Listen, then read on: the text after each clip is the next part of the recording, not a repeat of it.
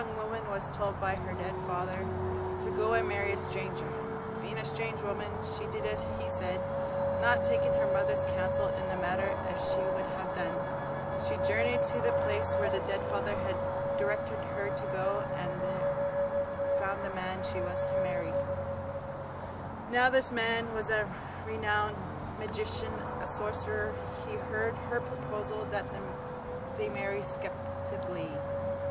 He said to himself, "This woman is but a girl. It would be more fitting for her to ask to be my servant rather than my wife."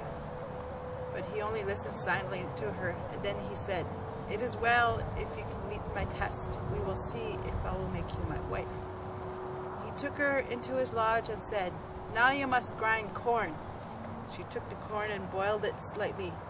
Using wood he brought for her for the fire.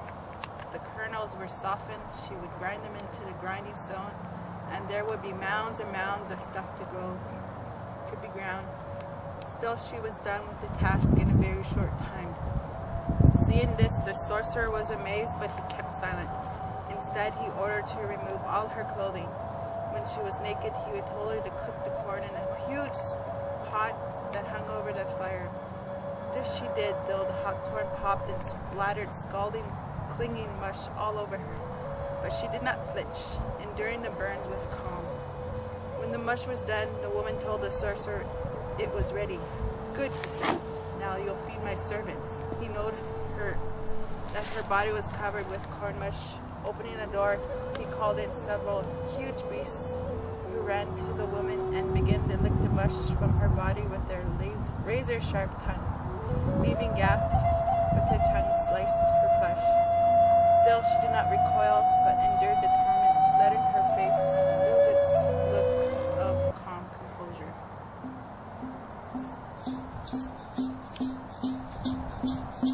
Seeing this, the sorcerer let the beast back out. Then said she and he would be married. And so they were.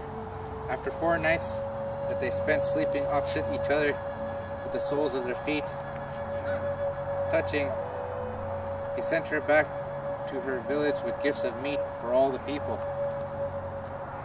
He commanded her to divide the meat evenly among all the people, and further to see to it that every lodge had its roof removed that night, as he was going to send a white corn rain among them.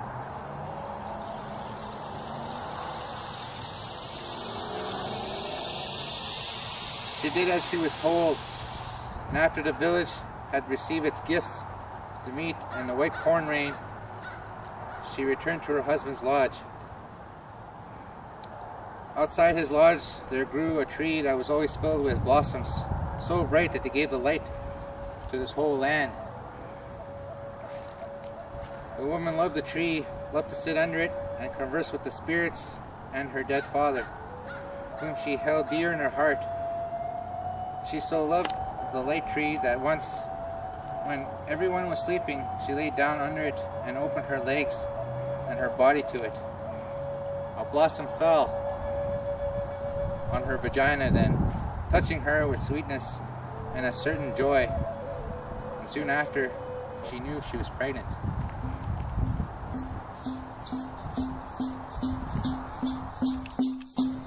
About that time her husband became weak and ill.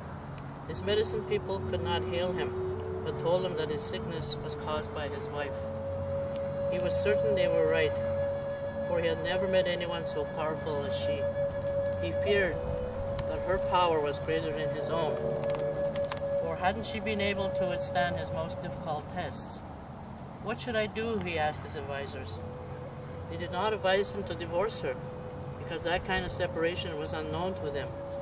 They did not advise him to kill her, because death was unknown among them. The only death that had occurred was of the woman's father, and they did not understand what had happened to him. After deliberating on the matter for 4 days, the advisors told the sorcerer that he should uproot the tree of light, and lying beside it, he should call his wife to come and sit with him. He should by some ruse get her to fall over the edge of the hole the uprooted tree would leave, and she would fall into the void. When she had fallen, they said, he was to replace the tree, and then he would recover his health and his power.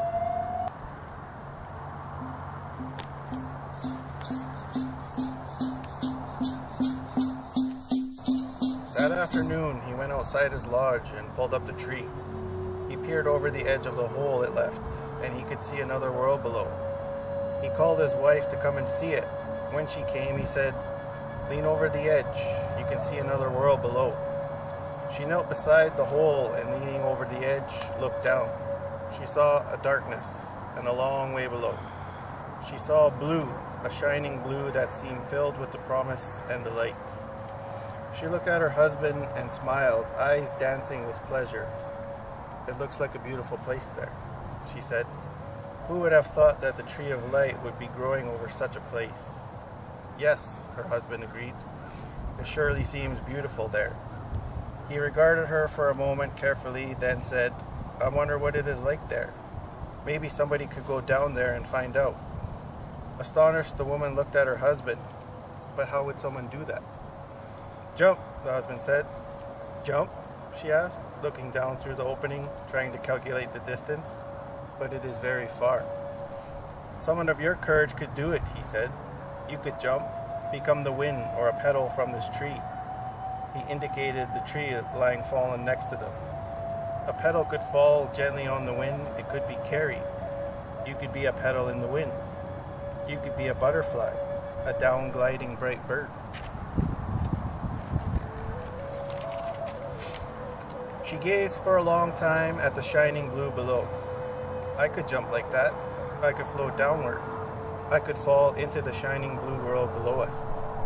"Yes," he said, "you could." For another long moment, she knelt gazing downward, then taking a deep breath, she stood and flexing her knees and raising her arms high over her head, she leaned into the opening and dove through. For some time, the sorcerer watched her body as it fell downward through the dark toward the blue. "She jumped," he finally said to the council, as they made their way slowly toward him. "She's gone."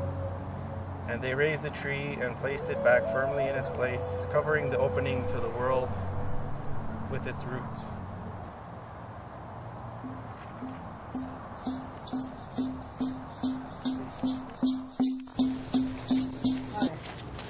Yeah, we can see. Oops. Smile.